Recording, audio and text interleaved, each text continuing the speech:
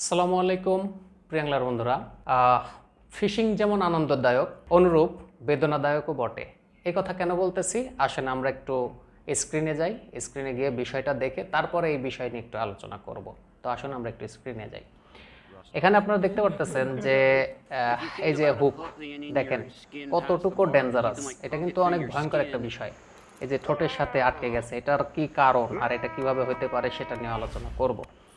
তো যাই হোক, উনিও লুর ফিশিং করতেছিল, এই সমস্যাটা হয়েছে। দেখেন এখানে আরেকটি লুর ফিশিংয়ে দেখেন তার পায়ের সাথে হুকটা বেঁধে গেছে, এটার কারণ কি?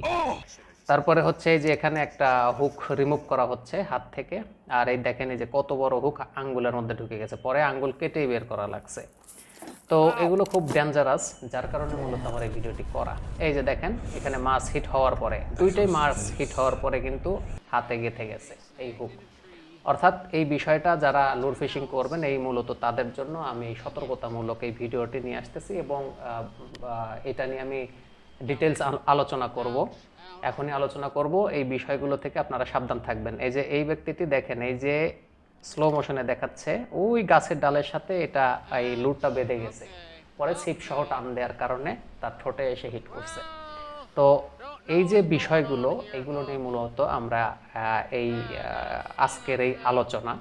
তো এটা অনেক গুরুত্বপূর্ণ, যারা লুর ফিশিং করবেন বা করতে চাচ্ছেন, বা লুর ফিশিংয়ের বাইরেও যেই ফিশিংই করেন, এটা জানা সবার জন্য খুবই গুরুত্বপূর্ণ বিষয়। তো যাই হোক, এখন আমরা এটা নিয়ে আলোচনা করব। আর এই যে দেখেন এই যে ঠোঁটের সাথে বেঁধে গেছে ট্রেবল হুক। ট্রেবল হুক কিন্তু খুবই ভয়ঙ্কর হুক। তো যাই হোক, এই যে এটা কিন্তু এই যে ঠোঁটের সাথে একদম আটকে গেছে। এখন উনি নিজে নিজে এটা রিমুভ করবে, আমরা হলে কিন্তু এটা আমাদের পক্ষে সম্ভব না। খুবই ভয়ঙ্কর একটা ব্যাপার এই হুক বের করা। এই দেখেন এই যে প্লায়ার দিয়ে খুব কষ্ট হচ্ছে, অবশ্যই আমার খুব ভয় লাগতেছে। তো আপনারা দেখছেন hook fishing video and review channel, আর আমি আছি ওমর ফারুক। তো চলুন শুরু করা যাক।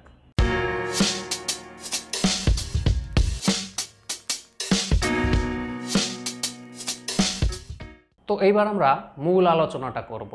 সেটা হচ্ছে যে প্রথমেই আমরা যারা নতুন আছি বা আমরা লুর ফিশিংয়ে যাচ্ছি, বা অনেকেই কিন্তু আপনারা লুর নিছেন, অনেক জায়গায় লুর ট্রাই করতেছেন, এই জন্য মূলত এই সতর্কতামূলক ভিডিওটি। কারণ হচ্ছে যে একটা লুর যদি ছুটে এসে আপনার চোখে লাগে, এই যে যেমন ওই ব্যক্তিটার আপনার ঠোঁটে লাগছে, ওইটাই যদি আপনার চোখে এসে হিট করতো বা ওই লোকের চোখে এসে হিট করতো, ওই চোখটার কি অবস্থা হইতো? তো ফিশিং শুধু যে আনন্দ তা কিন্তু না, এখানে ভয়ঙ্কর কিছু ব্যাপার স্যাপার আছে, সেটা নিয়ে আলোচনা করব, যেন এই ধরনের প্রবলেম আপনারা ফেস না করেন। এটা হচ্ছে একটা সতর্কতামূলক ভিডিও, এটা আপনি আমি তারাও যদি সতর্ক হইতো বা সতর্ক থাকতো, এই সমস্যাটা হইতো না। যাই হোক, এই যে বিষয়গুলো আছে আর কিভাবে কখন কোনটা করবেন, এই সমস্যা থেকে কিছুটা হলেও রেহাই পাবেন, বলতে আসলে টোটালি আপনি নিরাপদ থাকবেন। তো প্রথমে আসি আমরা ফ্রগ লুরের দিকে। দেখেন যখন আপনি একটা ফ্রগ লুর ফিশিংয়ে যখন আপনি একটা মনোফিলামেন্ট লাইন ইউজ করবেন, তখন বিষয়টা হবে কি, মনোফিলামেন্ট লাইনের একটা এলাস্টিসিটি থাকে, যেমন আমরা যাকে গুলটি বলি, এরকম করে যে ছুরি,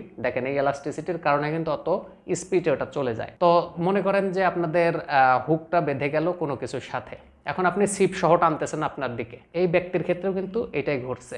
অর্থাৎ এই যে হুক যখন ছিপ সহ যখন টান দিছে, তখন এমনি তো মনোফিলামেন্ট লাইন, তারপরে আবার ছিপ সহ টান, তাইলে তো বুঝতে পারতেছেন কীরকম স্পিড হওয়ার কথা। ওখান থেকে ছুটে এসে সরাসরি তার এখানে হিট করছে। অর্থাৎ এই কাজটাই হবে আপনার ফ্রগ লুরের ক্ষেত্রেও। যখন মনে করেন কোনো কিছুর সাথে বেঁধে গেছে, তখন কিন্তু আপনার নিজের দিকে টান দেবেন না, প্লাস হচ্ছে আপনি ছিপ দিয়ে টানাটানি করবেন না, আপনি লাইনটা ধরবেন, লাইনটা ধরে টানাটানি করবেন। কারণ হচ্ছে যে যখন আপনি ছিপ দিয়ে ইয়াটা করবেন, টানটা দিবেন, যখন ছিপটা এইভাবে ব্যান্ড হবে, যেরকম ব্যান্ড হবে, যখন ওখান থেকে ছেড়ে যাবে, তখন কিন্তু এখানে একটা আচমকা এরকম একটা হিট হবে। এটার কারণে কিন্তু খুব দ্রুত এসে আপনাকে হিট করবে।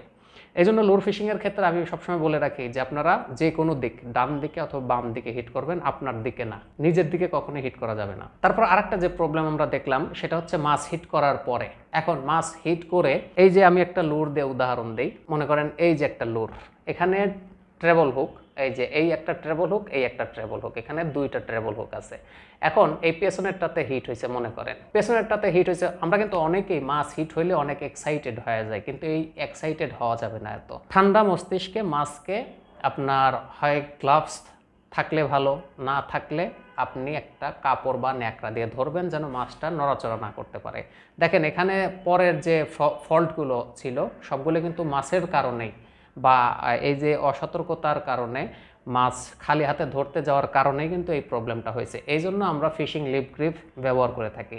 ফিশিং লিপ গ্রিপ ব্যবহার করলে এই সমস্যাটা একটু হলেও কম হবে বা হাতটা নিরাপদে থাকবে, এই হচ্ছে বিষয়। এখন এখানে হিট হলো, হিট হওয়ার পরে এই হুকটা কিন্তু একদম ওপেন আছে। এখন মাছটা যখন জোরে ঝাঁকি দেবে এই হুকটা কিন্তু এরকম দৌড়াদৌড়ি করবে এবং আপনার হাত থেকে মাছও যদি একটু কোনো রকম এইভাবে বেঁধে গেছে, যাওয়ার পরে যদি আপনার কোনো রকম মাছটা হাত থেকে ছুটে যায়, পরে মাছের ওয়েটটা কিন্তু পুরো এই হুকের উপরেই পড়বে এবং ঢুকে যাবে।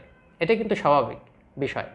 তো যারা ট্রেবল হুক সহ ব্যবহার করেন তারা আরও বেশি সতর্ক থাকবেন, কারণ ফ্রগ লুরেও কিছুটা হলেও এই মানে এত বড় ঝুঁকি থাকে না মূলত। তারপরে যদি আপনারা গ্লাস, চোখে গ্লাস প্লাস ব্যবহার করবেন, আমার মনে হয় এইটাই সবচেয়ে বেটার হবে।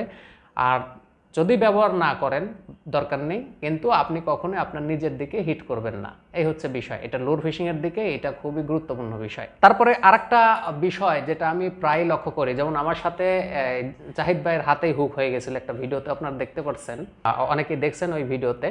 উনি মাছ খালি হাতে ধরতে গেছে, মাছ দেখেন যখন 3-4টা হুক থাকে, একটা হুক হয়েছে আর 3টা বাদ আছে, বা 2টা হুক হয়েছে আরো 2টা হুক কিন্তু এক্সট্রা আছে। যখন আপনি মাছটা ধরতে গেছেন, মাছটা নড়াচড়ার কারণে ওই হুকটা এসে আপনার হাতের সাথেই ভাসবে এবং জোরে নাড়া দেওয়ার কারণে সাথে সাথে ঢুকে যাবে। ঢুকে গেলে কি এটা একটা কিন্তু বড় ধরনের বিপদ আমি মনে করি। আমার কাছে খুবই ভয়ঙ্কর বিষয়, আমার কাছে এটা পার্সোনালি আমার কাছে মনে হয়।